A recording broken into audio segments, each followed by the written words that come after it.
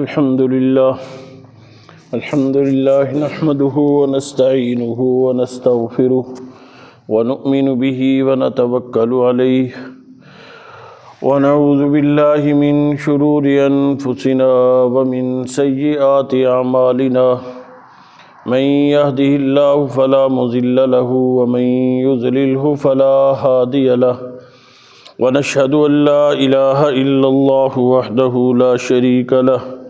ونشهد أن سيدنا ومولانا محمدا عبده ورسوله أما بعد فأعوذ بالله من الشيطان الرجيم بسم الله الرحمن الرحيم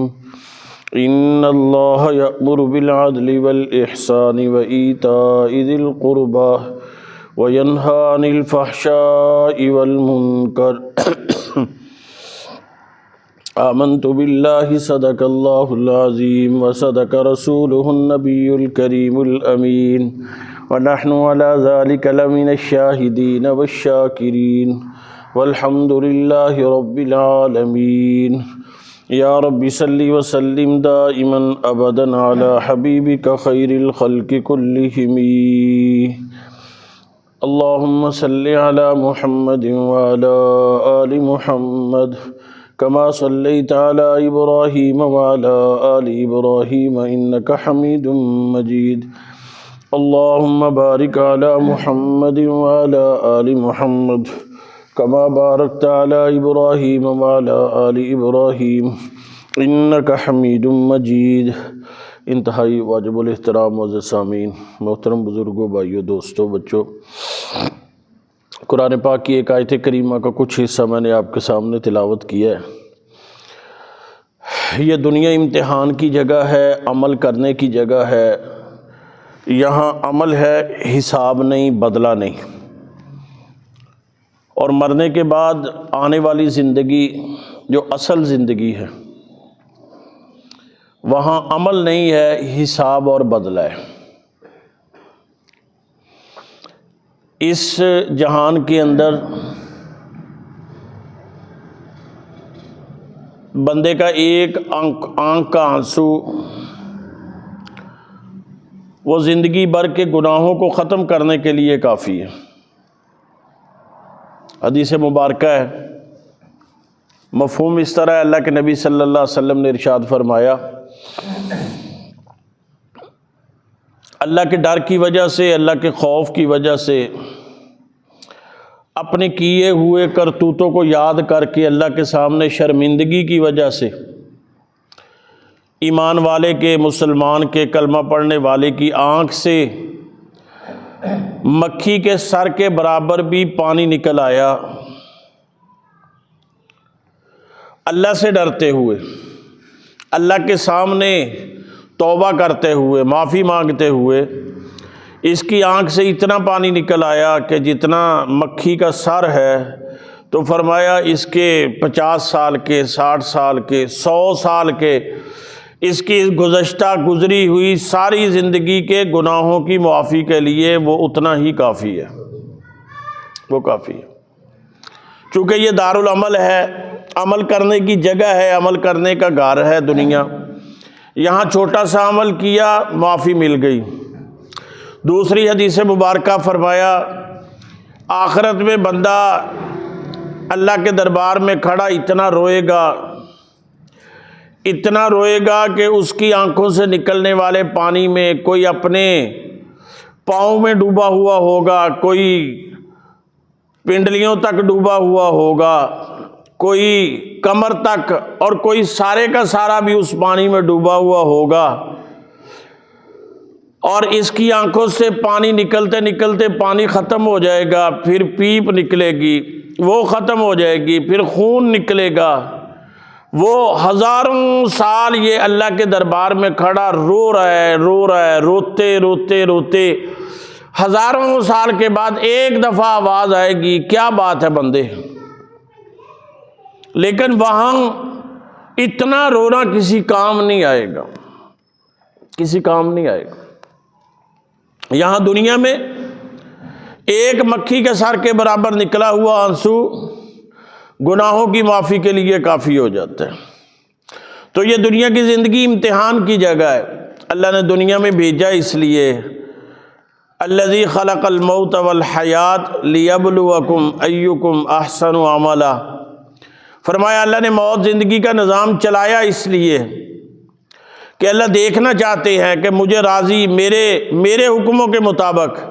اور مجھے راضی کر کے کون آتا ہے، مجھے میری پسند کی زندگی گزار کے کون آتا ہے۔ انا ہدیناہ السبیل اما شاکرا و اما کفورا، اللہ رب العزت قرآن پاک میں فرماتے ہیں کہ ہم نے دونوں راستے بندے کے سامنے کر دیے ہیں اور دنیا میں اس کی رسی کو نرم کر دیا ہے۔ دنیا میں بندے کے علاوہ اور کوئی مخلوق ایسی نہیں جو اللہ کی نافرمانی کرے، کوئی ایسی مخلوق نظر نہیں آئے گی جو اللہ کی نافرمانی کرتی ہو۔ کبھی سورج نے کہا ہو کہ آج نکلنے کو دل نہیں کرتا، لہذا میں تو 1 گھنٹے کے بعد، آدھے گھنٹے کے بعد، 10 منٹ لیٹ نکلوں گا، کبھی ایسا نہیں ہوا۔ جو اللہ نے مقرر کر دیا بس ہو گیا، وقت مقررہ پہ وہ اپنے دائرے کے اندر، اپنے مدار کے اندر، اپنے چکر کے اندر جس طرح اللہ نے چلایا وہاں چل رہا ہے۔ کبھی چاند نکلنے میں دیر نہیں کرتا، کبھی دن آنے میں دیر نہیں ہوئی، کبھی رات کے آنے میں دیر نہیں ہوئی، کبھی موسم کے بدلنے میں موسم نے اپنی مرضی نہیں کی، جیسے اللہ نے چلا دیا، جیسے حکم دے دیا۔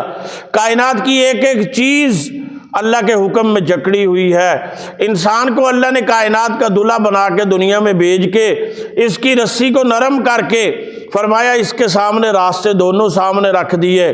اس کی مرضی، اس کو تھوڑا سا نرم اس لیے کر دیا، اللہ دیکھنا چاہتے ہیں اما شاکرہ و اما کفورا، یہ میرا شکر گزار بنتا ہے یا نہ شکرہ بنتا ہے۔ فَأَلْهَمَهَا فُجُورَهَا وَتَقْوَاهَا، اللہ نے گناہ کا مادہ بھی رکھا، نیکی کا مادہ بھی انسان کے اندر رکھا، لیکن اللہ کی چاہت ہے کہ بندہ اللہ کی مان کے زندگی گزارے، اللہ کے سامنے اللہ کا بن کے، اللہ کے جس مالک نے پیدا کیا اس کے سامنے اس کے حکم کے مطابق چلے۔ مالک یہ چاہتے ہیں کہ وہ اس طرح چلے، اس طرح زندگی گزارے جس طرح اللہ رب العزت کی چاہت ہے، جس طرح اللہ نے دنیا اور آخرت میں اس کو کامیاب کرنا ہے۔ ہاتھ سے بنی ہوئی ہر چیز سے ہر ایک کو محبت ہے۔ جو انسان اپنے ہاتھ سے جو چیز بناتا ہے، وہ چاہے چھوٹی سی دیوار ہی کیوں نہ ہو، وہ مکان ہی کیوں نہ ہو، وہ چھوٹا سا بنا ہوا کسی انسان کے ہاتھ کا برتن ہی کیوں نہ ہو، جب وہ بناتا ہے تو پھر اگر اس کو کوئی توڑتا ہے تو اس کو تکلیف بہت ہوتی ہے، جس نے بنایا اس کو تکلیف بہت ہوتی ہے، وہ تکلیف میں ہوتا ہے کہ یہ بڑی مشکل سے بنا تھا۔ انسان، ساری کائنات کو اللہ رب العزت نے اپنے امر کن سے پیدا فرمایا، لیکن انسان کی باری آئی تو اللہ رب العزت فرماتے ہیں کہ میں نے اس کو خلقت بیدی، میں نے اپنے قدرت والے ہاتھوں سے خود بنایا۔ انسان کو تو اللہ نے اپنے قدرت والے ہاتھوں سے خود بنایا، خود پیدا فرمایا، خود بنایا۔ اب جب انسان اللہ کی نافرمانی کرتا ہے جس کو اللہ نے اپنے ہاتھوں سے بنایا، ہاں آخرت میں کچھ انسان ایسے بھی ہوں گے، کچھ بندے اللہ کے ایسے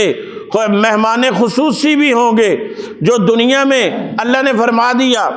اور یہاں تو معاملہ کچھ اور ہے۔ جون جولائی کی گرمی ہو اور پاؤں کے اندر جوتا نہ ہو تو انسان، ہم سارے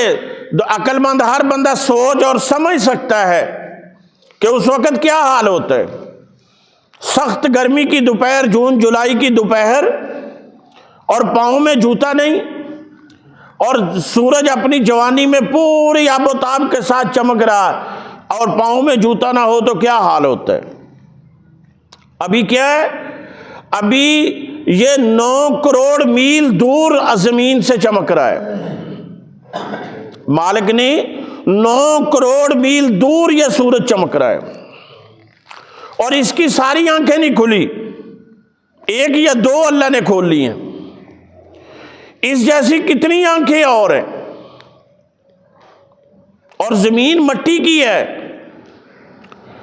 کروڑوں میل دور چمکنے والے سورج کی تپش سے جون جولائی میں بندے کو اس مٹی پہ پاؤں رکھنا مشکل ہوتا ہے۔ اور جب قیامت کے دن فرمایا حدیث مبارکہ میں اللہ کے نبی صلی اللہ علیہ وسلم نے فرمایا یہ سورج سوا نیزے پہ ہوگا، بالکل قریب، اور اس کی ایک دو نہیں ساری آنکھیں کھلی ہوں گی، اور زمین مٹی کی نہیں ہوگی بلکہ فرمایا کہ زمین تانبے کی ہوگی، تانبے کی ہوگی۔ اور اس وقت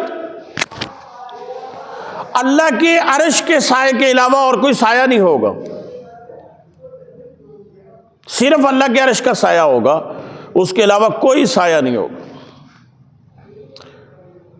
تو بندہ تھوڑا سا سوچے، تھوڑا سا دیکھے کہ جو دنیا کی تھوڑی سی زندگی، دنیا میں تھوڑے سے معاملات کے اندر کیسی ترتیب ہے، کیسا کہ اتنی دور سے چمکنے والا سورج اور مٹی کی زمین کے اوپر بندہ پاؤں نہیں رکھ سکتا، تو جب سوا نیزے پہ سورج اور ساری راب و تاب کے ساتھ اور تانبے کی زمین کے اوپر اس وقت کسی سائے کا مل جانا کتنی بڑی نعمت ہے، کتنی بڑی نعمت ہے اللہ کی۔ ہاں اللہ کے نبی صلی اللہ علیہ وسلم نے 7 بندے ایسے ارشاد فرمایا وہ 7 بندے جن میں یہ دنیا کے اندر جن میں یہ خصوصیات پائی جائیں گی، وہ 7 بندے جن کے اندر یہ خوبیاں ہوں گی، قیامت کے دن اللہ رب العزت اس کو اپنے عرش کا سایہ نصیب فرمائیں گے۔ ان میں سب سے پہلے نمبر پہ فرمایا کہ وہ عدل کرنے والا مسلمان، وہ چاہے حکمران ہے، چاہے وہ اپنے گھر کا سربراہ ہے، چاہے وہ جس سٹیج پہ بھی ہے، لیکن وہ عدل سے کام لیتا ہے، انصاف سے کام لیتا ہے۔ وہ انصاف اگر اللہ نے اس کو بے شک 2 بیویاں عطا فرمائی، ان بیویوں کے اندر عدل کرنے والا، اللہ نے 2 بیٹیاں عطا فرمائی، بیٹیوں میں عدل کرنے والا، اللہ نے اولاد بیٹے اور بیٹیاں عطا فرمائی تو اس اولاد میں انصاف قائم کرنے والا اور عدل سے کام لینے والا، وہ چاہے جہاں کہیں بھی ہے، جس معاملے میں بھی ہے، فرمایا جو انصاف، اور اگر اللہ نے اس کو تخت حکومت دیا ہے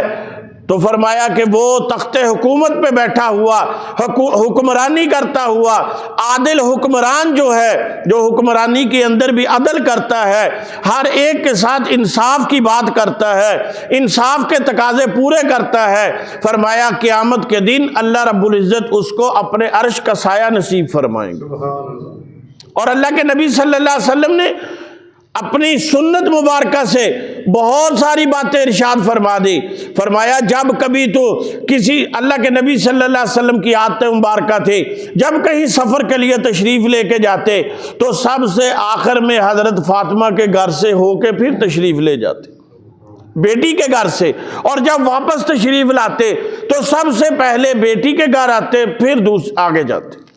پھر آگے جاتے، اور امت کو سبق اور درس کے طور پہ فرمایا اگر کوئی تحفے کی چیز، اگر کوئی انعام کی چیز، اگر کوئی باہر سے نئی چیز لے کے آئے تو فرمایا کہ پہلے بیٹی کو دو پھر بیٹے کو دو، پہلے بیٹی کو دو۔ یہ میرے اور آپ کے نبی کی سنت ہے، حکم ہے، اور انصاف کا تقاضا فرمایا کہ اگر کوئی چیز لے کے آؤ تو پہلے بیٹی کو عطا کرو پھر بیٹے کو دو۔ اور سب سے زیادہ ایک عدل کا ایک انصاف کا وہ حق ہے جو اللہ نے قرآن میں اپنے بارے میں فرمایا وَاعْبُدُوا اللَّهَ وَلَا تُشْرِكُوا بِهِ شَيْئًا۔ ایک انصاف ہے بندوں کا بندوں کے درمیان، ایک بھائی کا دوسرے بھائی کے درمیان، ایک باپ کا اپنی اولاد کے درمیان، ایک حکمران کا اپنی رعایا کے درمیان، اور ایک دوست کا دوسرے دوست کے ساتھ انصاف کرنا، عدل کرنا، برابری کرنا، اور ایک اللہ نے فرمایا کہ ایک میرا حق کی عبادت ہے، ایک میرا حق ہے بندوں کے اوپر کہ بندوں کو میں نے ساری چیزیں، ساری معاملات اللہ کی ذات کے ساتھ وابستہ ہیں، ہم سارے کے سارے وہ رازق ذات ہے، ہم مرزوق ذات ہے، وہ مسجود ہے، ہم سارے کے سارے ساجد سجدہ کرنے والے ہیں، وہ معبود ہے، ہم سارے کے سارے عابد عبادت کرنے والے ہیں، وہ سب کا مالک ہے، ہم سب کے اللہ کے مملوک ہیں، اور وہ سب کو عطا فرمانے والا، ہم سارے کے سارے۔ اللہ نے قرآن میں فرمایا لقد سمع اللہ قول الذین قالوا ان اللہ فقیر ونحن اغنیاء، تم سارے کے سارے میرے در کے فقیر ہو، غنی ذات تو میری ذات ہے، عطا فرمانے والی ذات تو اللہ کی ذات ہے۔ اب اس اللہ رب العزت کی ذات کے حق کی عبادت کے اندر، اللہ رب العزت کی ذات کو عطا فرمانے کے اندر، اس کی عبادت کے اندر فرمایا اس میں بھی برابری اور انصاف کرو۔ میرا حق جو ہے یہ سجدہ اللہ کا حق ہے، پیشانی جھکانا اللہ کا حق ہے۔ فرمایا اس حق کے عبادت کو اور اس حق کے سجدہ کو میرا حق مجھے ہی دو، کسی اور کے سامنے نہ جھکاؤ۔ وَاعْبُدُوا اللَّهَ وَلَا تُشْرِكُوا بِهِ شَيْئًا، قرآن میں اللہ نے حکم فرمایا کہ یہ سجدہ میرا حق ہے، کسی اور کا نہیں ہے۔ وہ سجدہ تعظیمی ہے، وہ سجدہ جو بھی ہے، اللہ کے نبی نے تو مشہور بات ہے، ہم نے کتنی دفعہ سنی ہے، صحابہ نے عرض کی یا رسول اللہ فلاں اپنے بادشاہ کو سجدہ کرتے، آپ اس کے زیادہ مستحق ہیں کہ آپ کو سجدہ کیا جائے۔ اللہ کے محبوب صلی اللہ علیہ وسلم نے ارشاد فرمایا سجدہ تو اللہ کی ذات کے لیے ہے، اگر اللہ کی ذات کے علاوہ سجدہ جائز ہوتا تو میں ہر عورت بیوی کو حکم دیتا کہ اپنے خاوند کو سجدہ کرے، لیکن اللہ کے علاوہ کسی کو جائز نہیں۔ یہاں بھی انصاف، اور اس عدل کرنے والے عبادت گزار مسلمان کے لیے اللہ کا وعدہ ہے، ان 7 بندوں میں پہلا بندہ وہ ہے جو اپنی ذات کے اعتبار سے ہر طرح سے عدل کرنے والا ہے، ہر طرح سے عدل کرنے والا ہے۔ وہ عدل کرتا ہے، فرمایا قیامت کے دن اللہ اس کو اپنے عرش کا سایہ نصیب فرمائیں گے۔ اور دوسرا وہ جوان جو جوانی میں اللہ کو راضی کرے، وہ جوان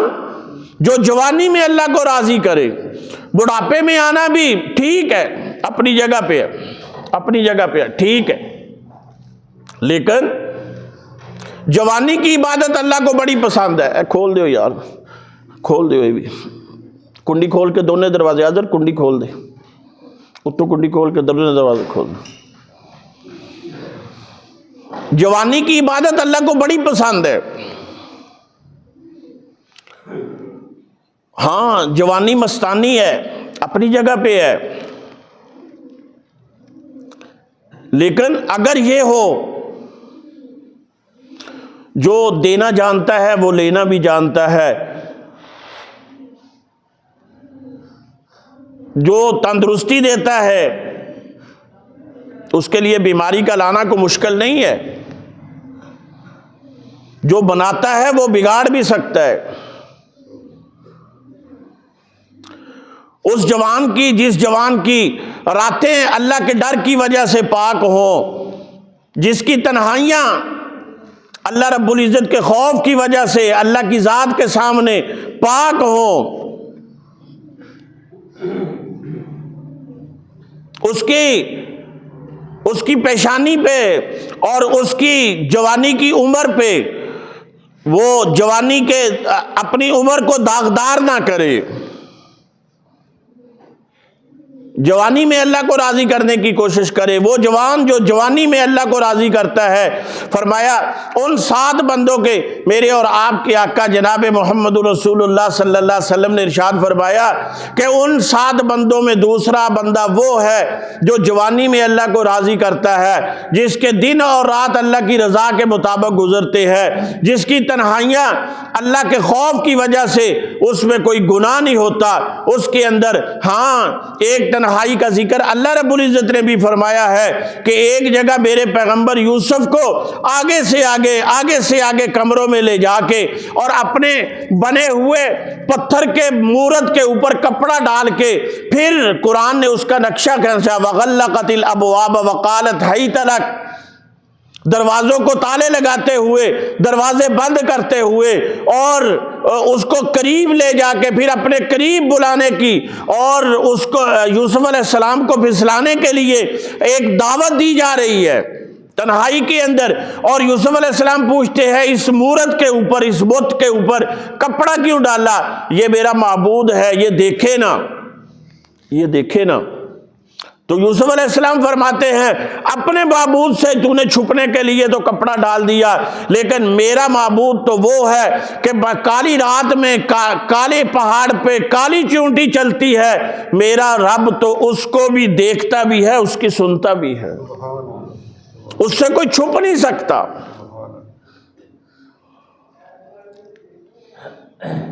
وہ بہت باریک بین ہے، بہت باریک دیکھنے والا ہے۔ قال معاذ اللہ، میں اللہ کی پناہ چاہتا ہوں،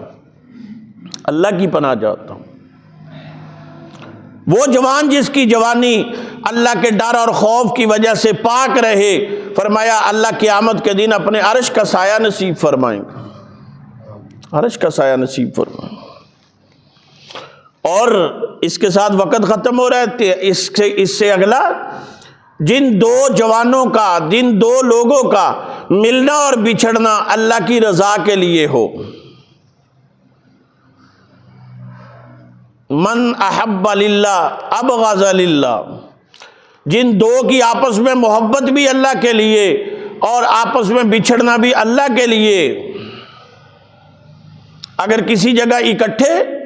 تو بھی اللہ کی رضا کے لیے، اور وہاں سے جدائی ہے تو بھی اللہ کی رضا کے لیے، دنیا کا کوئی مقصد نہیں۔ اور اس کی واضح مثال ہم اگرچہ سارے دوست اتفاق نہ کریں، لیکن مسلمانوں کا ایک مجمع کا جمع ہونا، جیسے مختلف قبیلوں سے، مختلف خاندانوں سے، مختلف قوم اور مختلف گھروں سے ایک جگہ جمع جمعے کی ادائیگی کے لیے آئے، کیوں آئے؟ یہ جمع ہونا اللہ کے لیے ہے، اللہ کی رضا کے لیے ہے، اور اس نماز کی ادائیگی کے بعد یہاں سے بچھڑنا یہ بھی اللہ کے لیے ہے، کسی کے لیے نہیں ہے۔